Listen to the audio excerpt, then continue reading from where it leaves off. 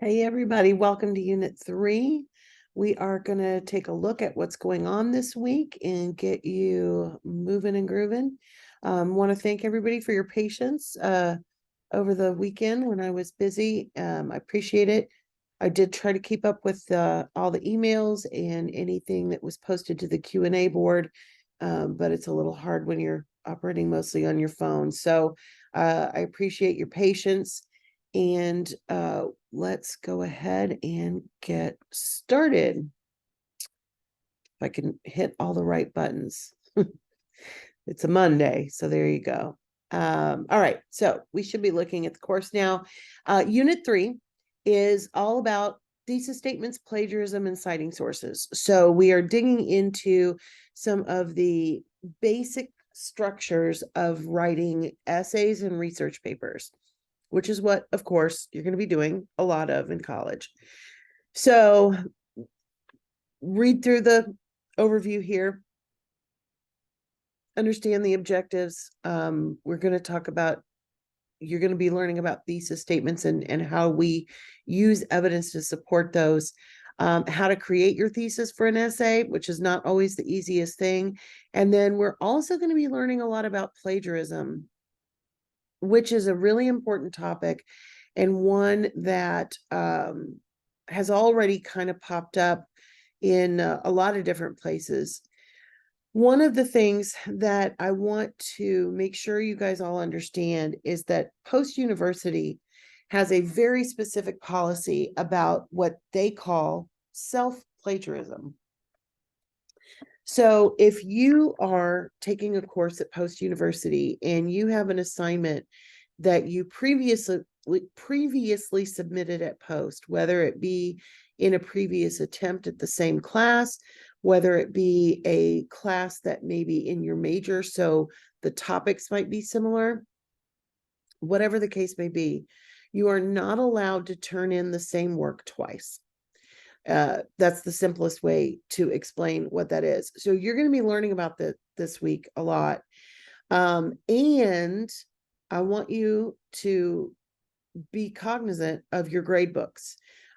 Every time I post a grade, you really should be looking at not only the grade itself, but you want to click on the assignment and look at the feedback as well.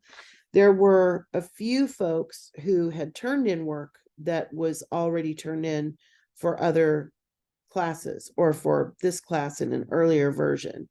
And I can't accept it, but I also don't want you to get in any trouble since this is the week where we're studying that and we haven't really had a chance to talk about it yet. So if you find that you got a surprisingly low grade on your Unit 1 writing assignment, I want you to go back and review my feedback and do what it tells you to do.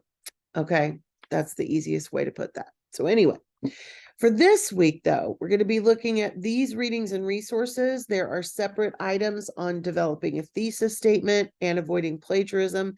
And within those, there are both reading assignments and activities to complete. Please do the activities and all the readings.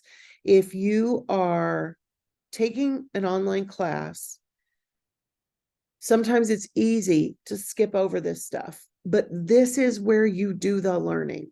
I like to put it, learn before you earn.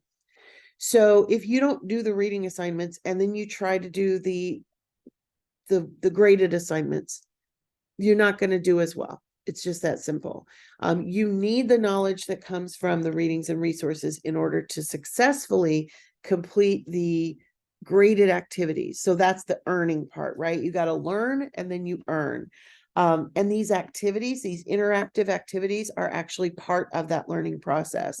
That's the best practices for online learning, is to have not only that kind of, let me read this or let me listen to this video or whatever, but to have that kind of interactive piece is how we learn. The other thing to keep in mind with learning is that it typically takes at least 3 interactions with information in order to really make it your own knowledge. So if you feel like sometimes, oh my gosh, there's so many little things to click on and there's so much stuff to do, it's not wasted energy. It is exactly what you need to be doing in order to really learn the stuff that you need to learn. So please, please, please make sure that you are doing that. Once you have done that, you've got 2 assignments again this week. Now, we don't have a writing assignment this week, but you do have a discussion board, and then you have our first knowledge check, which is essentially a test or a quiz. One of the interesting things about the way Post sets up quizzes, though, is that you can take it more than once. So if you take it and you're not happy with your score, review the materials and take it again. You can do it as many times as you want during the week to improve your score. You cannot take it again after next Sunday. So keep that in mind, but do the readings and resources before attempting the knowledge check. Unit 3's discussion board is all about plagiarism, and it's helping bridge the gap between the academic world and the real world. So a lot of times we think of plagiarism as something that only happens in school. It's cheating at a paper. It does happen in school, but it also happens in the real world quite a bit. So this is the scenario that you're going to be thinking about. You've been working for a fairly well-established investment firm for the last 4 months. You and a coworker were both assigned to write a report on the same startup business to determine if you should invest in it. The company should invest in it. Your coworker asked to see your report to verify some data. The next day, you and your coworker hand in the exact same report. So how would you feel in this situation if your coworker had plagiarized you? How would you deal with this type of plagiarism situation in the workplace? What are the steps that you would take to A, maybe ensure that it never happened in the first place, but B, once it does, what do you do? And then what actions should your boss take? If this is a matter of plagiarism, which it clearly is, what should the boss do about it? So that is your only writing assignment this week, is the discussion board. You'll need to post your own response by Wednesday in order to maximize your points. And then you have until the following Sunday at the end of this unit to respond to your classmates. So make sure that you do that as well.